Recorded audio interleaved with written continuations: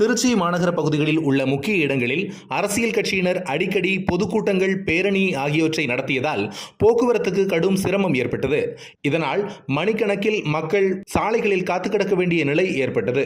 ஆகவே அரசியல் கட்சியினர் பொதுக்கூட்டம் நடத்த பொது இடம் ஒன்றை உருவாக்க திருச்சி மாநகராட்சி முடிவு செய்தது. அதற்காக தேர்ந்தெடுக்கப்பட்ட இடம்தான் தென்னூர் உழவர் சந்தை மைதானம். ஆரம்பத்தில் கட்டாந்தரையாக காட்சியளித்த இந்த இடத்தில் பொதுக்கூட்ட மேடை அமைக்கப்பட்டு அரசியல் கட்சி கூட்டங்கள் நடத்த அனுமதிக்கப்பட்டு வந்தது. இந்த உழவர் சந்தை மைதானத்தில் முன்னாள் முதலமைச்சர் ஜெயலலிதா, தேமுதிக நிறுவன தலைவரும் நடிகருமான மறைந்த விஜயகாந்த் உள்ளிட்ட பல்வேறு முக்கிய தலைவர்கள் பங்கேற்று சிறப்புரையாற்றியுள்ளனர். இதனால் இந்த மைதானம் அனைவருக்கும் நன்கு தெரியும். இங்கு கூட்டங்கள், மாநாடுகள் நடைபெறும் போது மாநகர பகுதிகளில் போக்குவரத்தில் எவ்வித இடையூறும் ஏற்படாது. சட்டமன்ற தேர்தல், உள்ளாட்சி தேர்தல் முடிவடைந்ததும் இந்த இடம் கண்டுகொள்ளாமல் அப்படியே விடப்பட்டது.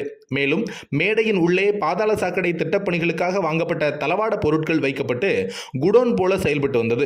இதன் காரணமாக பொதுக்கூட்டங்கள் எதுவும் நடைபெறவில்லை. தற்போது பாராளுமன்ற தேர்தல் நடைபெற உள்ளதால் திருச்சி, மரக்கடை போன்ற மக்கள் நெரிசல் மிகுந்த இடங்களில் பொதுக்கூட்டம், ஆர்ப்பாட்டங்கள் போன்றவை நடத்தப்பட்டு வருகின்றன. ஆகவே பொதுமக்கள் மீண்டும் பாதிப்புக்கு உள்ளாகி வருகின்றனர்.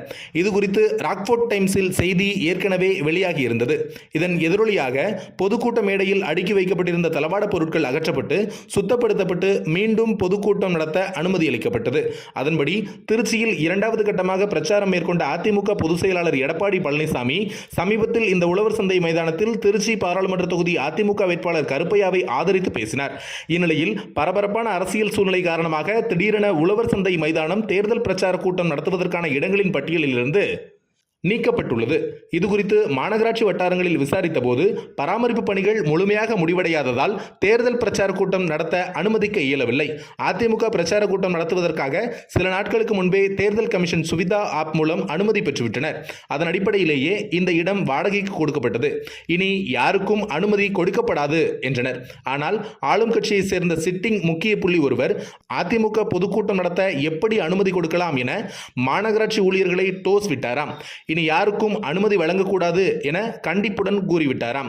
அதன் அடிப்படையிலேயே மத்தியில் ஆளும் முக்கிய புள்ளி ஒருவர் பேசுவதற்கும் இந்த பொதுக்கூட்ட மைதானம் கொடுக்கப்படவில்லையாம். மொத்தத்தில் இந்த இடத்தில் அரசியல் கட்சி பொதுக்கூட்டங்கள் நடத்த அனுமதி மறுக்கப்பட்டு விட்டதால் இனி பொதுமக்கள் பாடு திண்டாட்டம்தான்.